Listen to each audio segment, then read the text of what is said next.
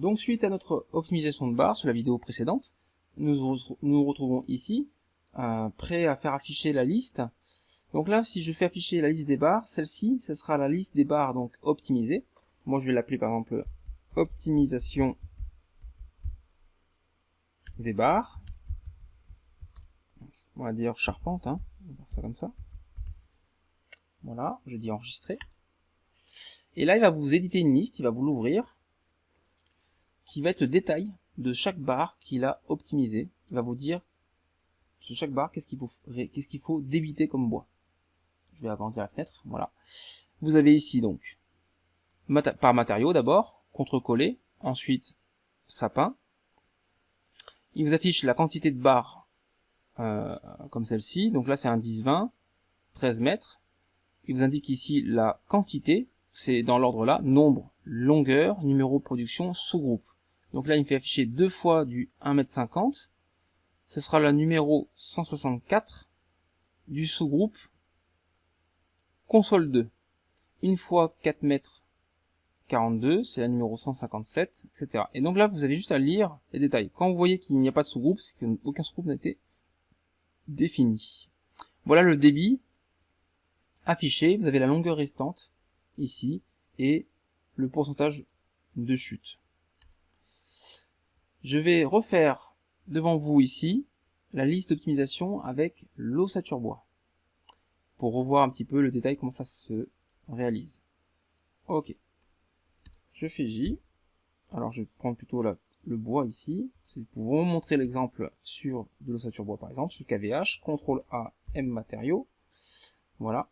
Donc là, vous voyez, j'ai exactement tous mes montants d'ossature bois. Je les ai déjà numérotés en liste de production. Sauf que si cette fois-ci, je ne vais pas optimiser en longueur brute, mais en longueur réelle. Donc exporter, liste, optimisation. Voilà. Je vais faire en dimension réelle, calcul optimisation. Cette fois-ci, je vais lui dire, alors largeur de coupe, ma lame de scie fait 5 ou 6 mm, voilà. Ma coupe de début, je veux un rafraîchissement à chaque fois de 10 mm ou 20 mm, ça c'est vous qui gérez, hein, bien sûr. Et là, vous mettez votre longueur de barre en KVH, parce que j'ai pris un KVH, mais ça pourrait être du lamella voûté ou peu importe la barre, avec l'optimisation. Et là, je vais dire, ben voilà, c'est parti, optimisation, c'est fait, et afficher la liste des barres ensuite derrière. Donc là, je vais l'appeler optimisation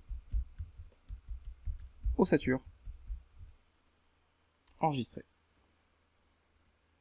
Donc ça va relativement assez vite, hein, si on veut optimiser les pièces de bois. Il faut surtout pas oublier de les numéroter en production ou en commande selon le besoin.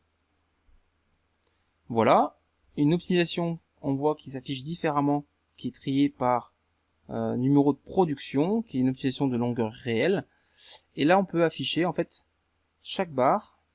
Alors là, ce qui va pas, par exemple, sur mon cas, c'est qu'on a les longueurs en mètres, en brut. Donc, on va aller configurer ça.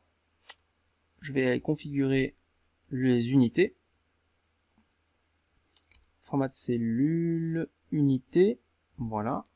Dans ici les longueurs, on est réglé ici, vous voyez, en mètres. Ça va pas. Je vais mettre en millimètres et je ne veux pas de décimales. Je dis OK. Voilà. Et là maintenant, j'ai mes longueurs en millimètres précisément. Voilà. Si vous êtes à l'atelier qui préfère avoir des centimètres, ben vous y allez ici, toujours pareil, au même endroit, unité alignement. Vous dites que pour les longueurs, vous souhaitez avoir du centimètre avec une décimale. Pareil pour les longueurs restantes. Tant qu'à faire, on fait la même chose. OK. Et du coup, vous aurez en centimètres, cette fois-ci, les longueurs réelles et la quantité. Alors, je rappelle, hein, une fois 106,5 cm, c'est le numéro de production 229 du mur 0,3 et ainsi de suite comme ça dans votre optimisation. Et vous avez ensuite les longueurs de vos chutes. Voilà pour l'optimisation des barres et l'édition. Nous allons voir la vidéo prochaine vidéo, les listes de commandes globales avec des barres optimisées et non optimisées.